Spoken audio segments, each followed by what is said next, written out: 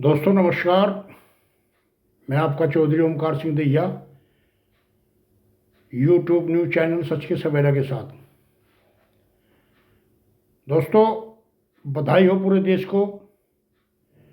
श्री राम लला जी 500 वर्ष बाद अयोध्या में पधार रहे हैं और चारों तरफ खुशी ही खुशी माहौल, खुशी का माहौल है, क्योंकि हमारे राजा साहब, हमारे भगवान, हमारे पूजनीय आ रहे हैं। ये सुनकर बहुत ही आनंद, हर्षोल्लास और एक किस्म से परम आनंद हमें प्राप्त होता है कि हमारे प्रभु श्री राम जी अयोध्या में पधार रहे हैं। और ये एक बहुत बड़ी खुशखबरी देश के लिए है। दोस्तों, श्री राम प्रभु मर्यादा पुरुषोत्तम थे और जब तक उन्होंने राज किया, अपनी प्रजा का, अपने देश का, अपने देशवासियों का विशेष ध्यान रखते थे और उनकी हर समस्याओं का समाधान वे स्वयं करते थे। और एक आदर्श राजा, एक महाराजा, जिन्होंने अपने जीवनोपरांत सत्य का दामन नहीं छोड़ा, बहुत दुख झेले, 14 साल वन में रहे, रावण का संहार किया और फिर सीधे बैकुंठ धाम को पहुंच गए और अपने एक ऐसी मिसाल, एक ऐसा अपना उद्देश्य हमारे लिए छोड़ गए कि जब तक ये धरती और सूरज चांद रहेगा, भगवान श्री राम का नाम हिंदुस्तान की प्रजा क्या, पूरे विश्व के लोग लेते रहेंगे। और हमें खुशी है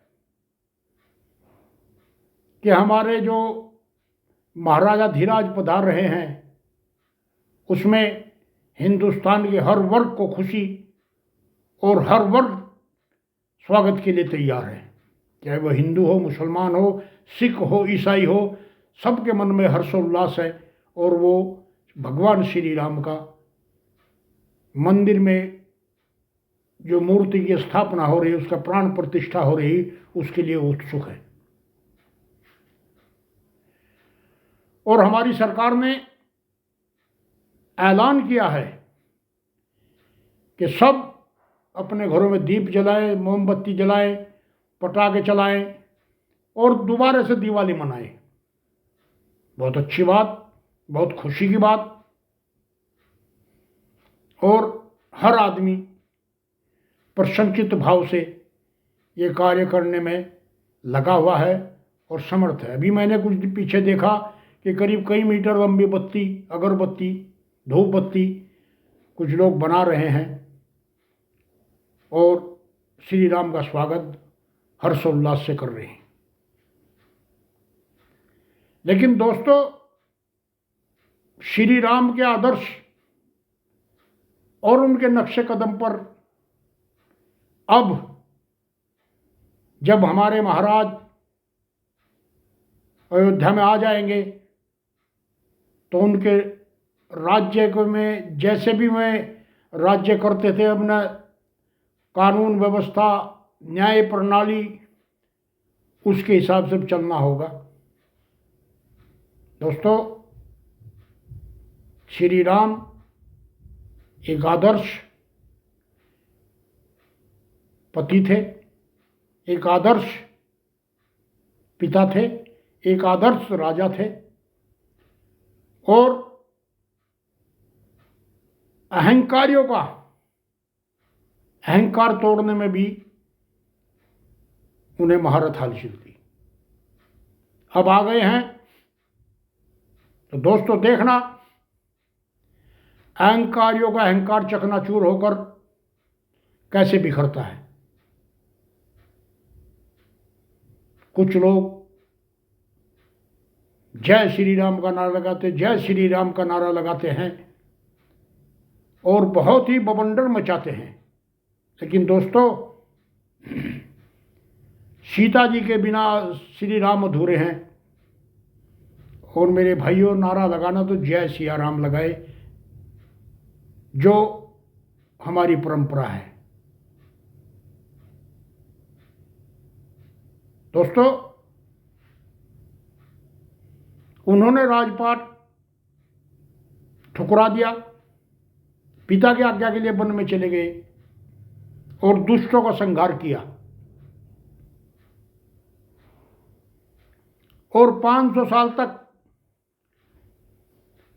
इस देश में अहंकारियों का बोलबाला रहा, और अब भी वो बोलबाला है। तो प्रभु से प्रार्थना है, घुटनों पर बैठकर प्रार्थना करें कि हे प्रभु, हमारे देश से इस अहंकार को खत्म करे और सब जनता खुशी खुशी अपने जीवन व्यापन करे, इसमें कोई भी वर्ग परेशान ना हो। ये बहुत ही एक ऐसा विषय है जिसकी चर्चा बहुत दिनों से थी। मुस्लिम राजाओं ने अपनी ताकत सत्ता के बल पर मंदिर का विध्वंस किया। श्री राम जी की कृपा से उनका भी विध्वंस होगा, उनका नाम देवा पानी देवा कोई नहीं रहा इस देश में। उसके बाद कुछ लोगों ने इस मामले को उलझाए रखा और ये मामला धीरे धीरे सुलझ गया और लोगों की समझ में आ गई कि हमारे महाराजा अगर अयोध्या में नहीं आएंगे तो मैं कहाँ आएंगे। दोस्तों, किसानों का शोषण, मजदूरों का शोषण, व्यापारियों का शोषण और इस देश को लूटने के लिए जो शोषण किया जा रहा है, अब मैं आपको दावे से कहता हूं मेरे दोस्तों, उन शोषणकर्ताओं का विनाश अब निश्चित है और हर तरफ खुशहाली खुशहाली रहेगी। तो इसलिए मेरे दोस्तों, मेरे भाइयों, मेरे देश के वासियों, प्रभु श्री राम लल्ला के आगमन की तैयारी करें और दिलो जान से बनती भक्ति भाव से उनके पथ पर शीश झुकाकर फूल बरसाकर उनका स्वागत करें। ये अपने आप में एक भव्य स्वागत होगा और निश्चित विश्वास रखें कि अहंकारियों का विनाश बहुत जरूर और बहुत जल्दी होगा। नमस्कार। जय राम जी की जय, सिया राम, जय सिया राम।